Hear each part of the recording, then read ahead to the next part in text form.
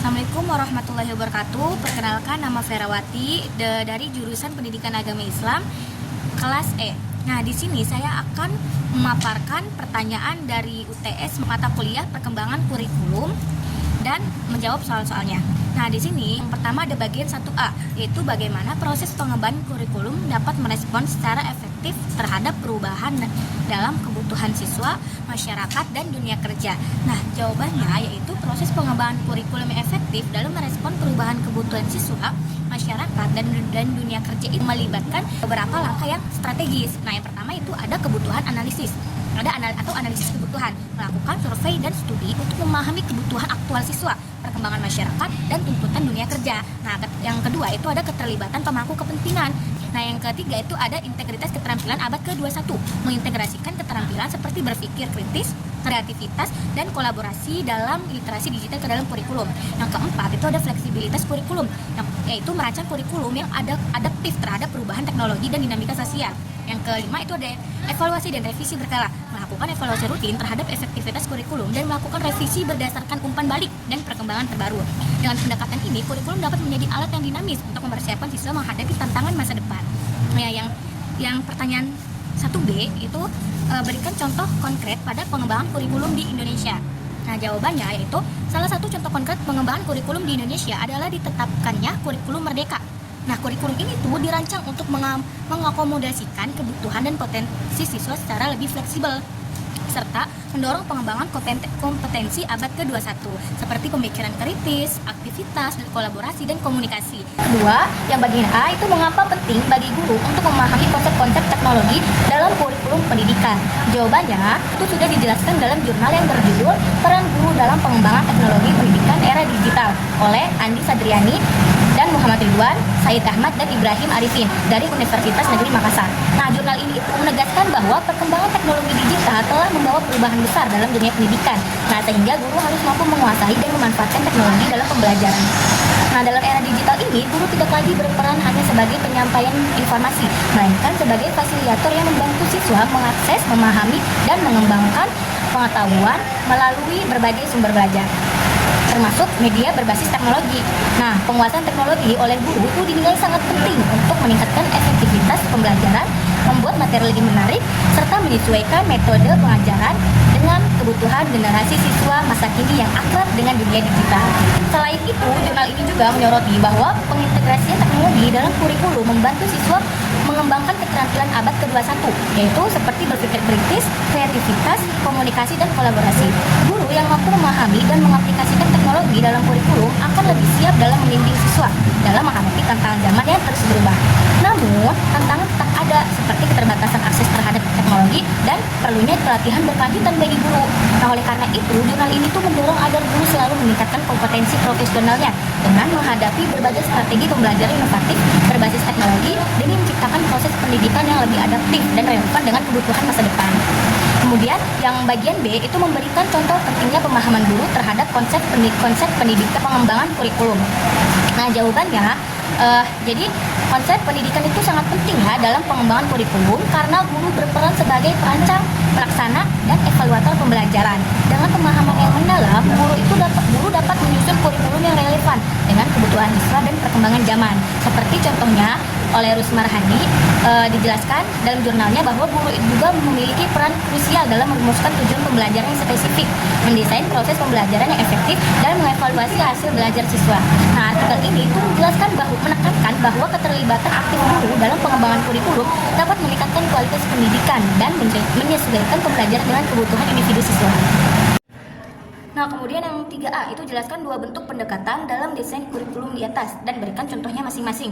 Nah, jawabannya itu yang pertama ada subject matter centered kurikulum. Nah, pendekatan ini itu berfokus pada pengajaran materi atau konten dari suatu disiplin ilmu tertentu tanpa terlalu memperhatikan keterkaitan antara disiplin ilmu yang berbeda. Nah, semua pembelajaran dan evaluasi dibangun berdasarkan penguasaan pengetahuan dalam masing-masing mata pelajaran. Contoh penerapannya misalnya dalam mata pelajaran matematika di sekolah. Nah, materi yang diajarkannya itu secara sistematis, mulai dari dasar-dasar seperti aritmatika, aljabar, hingga kalkulus. Setiap topik didalami secara mendalam, dan evaluasi didasarkan pada sejauh mana siswa menguasai masing-masing topik tersebut. Nah, kemudian ada interdisiplinary kurikulum. Nah, pendekatan ini mengintegrasikan berbagai disiplin ilmu dalam satu tema atau isu yang lebih besar. Nah, memungkinkan siswa untuk melihat hubungan antara konsep dari berbagai mata pelajaran. Nah, tujuannya adalah untuk memberikan pemahaman yang lebih holistik dan relevan dengan konteks dunia nyata. Nah, contoh penerapannya nih, misalnya pada topik lingkungan hidup. Nah, itu dapat menggabungkan pembelajaran dari biologi mengenai ekosistem, kemudian matematika yaitu analisis data lingkungan, dan pada bahasa yaitu komunikasi dan teks kritis. Nah, dengan cara ini siswa melihat keterkaitan antara berbagai disiplin ilmu dengan memecahkan masalah yang ada di kehidupan sehari-hari. Nah, kemudian yang bagian B, apa keunggulan dan kelemahan masing-masing pendekatan tersebut? Nah, jawabannya itu yang pertama ada subject matter centered curriculum. Nah, keunggulannya yang satu itu pendalaman materi, jadi memberikan pemahaman yang lebih mendalam tentang setiap disiplin ilmu. Yang kedua itu evaluasi yang jelas, evaluasi lebih objektif dan terukur karena berfokus pada penguasaan materi dalam satu mata pelajaran. Nah, yang ketiga itu ada spesialis. Nah, guru dapat mengembangkan keahlian lebih dalam mengajar satu mata pelajaran. Nah, kelemahannya yang pertama itu ada keterasingan konsep. Jadi kurangnya hubungan antara materi pelajaran yang membuat siswa itu sulit melihat kaitan antara konsep. Nah, yang kedua itu kurangnya relevansi dunia nyata. Jadi memungkinkan siswa ini merasa materi diajarkannya itu kurang terkait dengan kehidupan nyata atau masalah multidisipliner. Nah, yang ketiga itu ada keterbatasan kreativitas. Terlalu fokus pada materi bisa membatasi kesempatan siswa untuk berpikir kreatif atau mengintegrasikan berbagai perspektif. Nah, yang kemudian ada interdisiplinary kurikulum. Yang keunggulannya itu yang pertama pemahaman holistik, memberikan pemahaman yang lebih luas karena mengaitkan berbagai disiplin ilmu. Yang kedua relevansi dunia nyata. Nah, siswa ini lebih mudah nih melihat keterkaitan materi dengan kehidupan nyata dan masalah aktual. Yang ketiga itu pengembangan keterampilan kritis, mengembangkan keterampilan berpikir kritis dan problem solving karena siswa dituntut menghubungkan informasi dari berbagai bidang. Nah, kemudian ada kelemahannya nih. Jadi kelemahan yang pertama itu kompleksitas perancangan. Yang pertama kompleksitas perancangan. Nah, merancang kurikulum interdisipliner membutuhkan perencanaan yang lebih rumit dan koordinasi yang baik antara guru. Yang kedua itu risiko kurangnya pendalaman. Nah, jika tidak dirancang dengan hati-hati, siswa mungkin tidak mendapatkan pemahaman yang mendalam tentang setiap disiplin ilmu. Yang ketiga kesulitan evaluasi. Nah, menilai keterkaitan antara berbagai disiplin dan kompetensi yang dicapai siswa bisa lebih sulit loh dibandingkan dengan pendekatan yang lebih fokus pada satu mata pelajaran saja.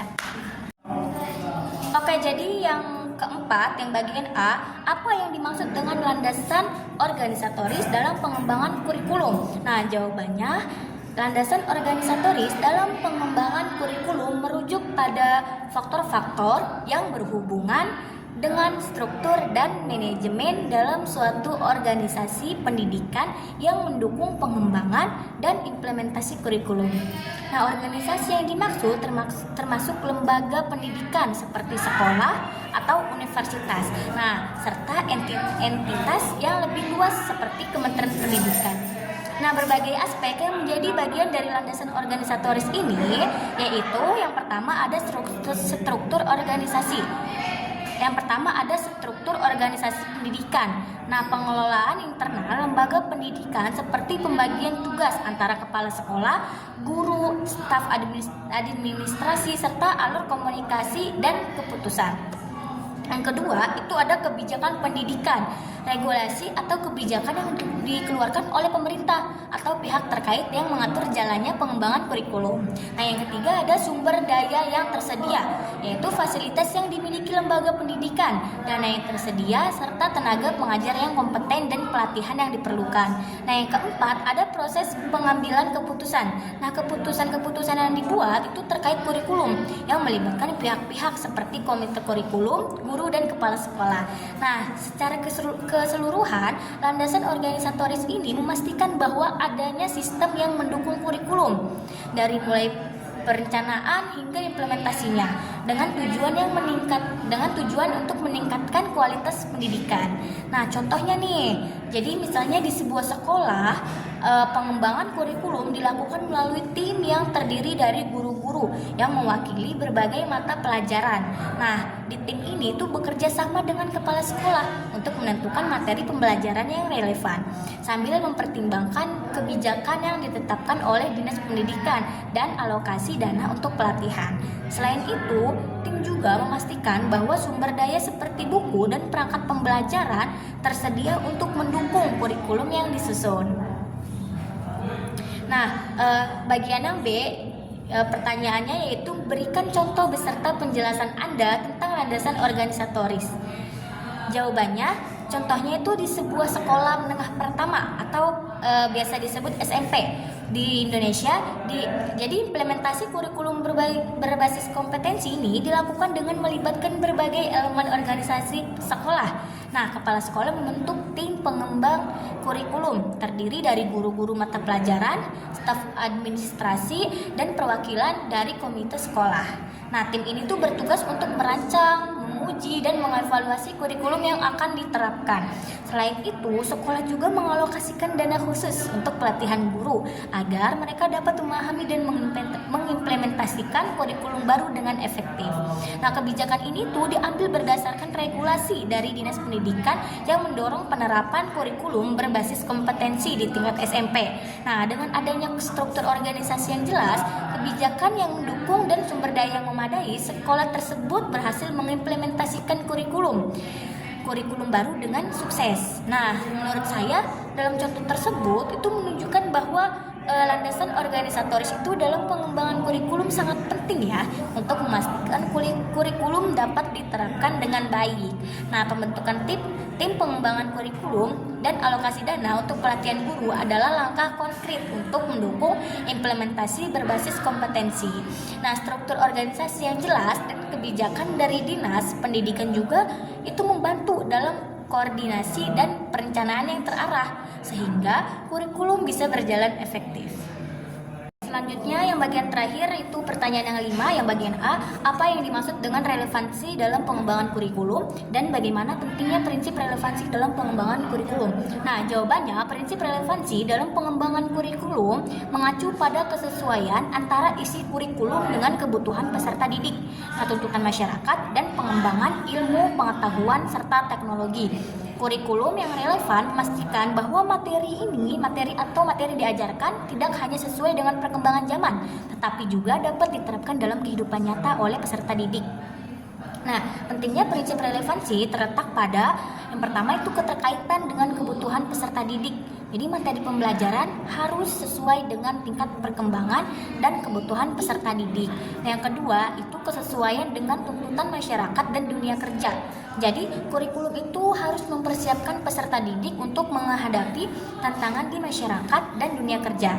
Nah, yang ketiga itu keterhubungan dengan perkembangan ilmu pengetahuan dan teknologi. Jadi kurikulum harus mencakup pengetahuan dan keterampilan terbaru agar peserta didik dapat tidak tertinggal dalam pengembangan zaman. Sebagai contoh nih, kurikulum 2013 di Indonesia itu dirancang dengan mempertimbangkan prinsip relevansi ini, di mana materi pembelajaran disusun untuk memenuhi kebutuhan kompetensi abad ke-21 dan relevansi dengan kehidupan nyata. Nah, pertanyaan bagian B itu berikan contoh bahwa prinsip relevansi diakomodir dalam kurikulum di Indonesia. Nah, jawabannya itu salah satu contoh penerapan prinsip relevansi dalam kurikulum di Indonesia adalah implementasi kurikulum merdeka.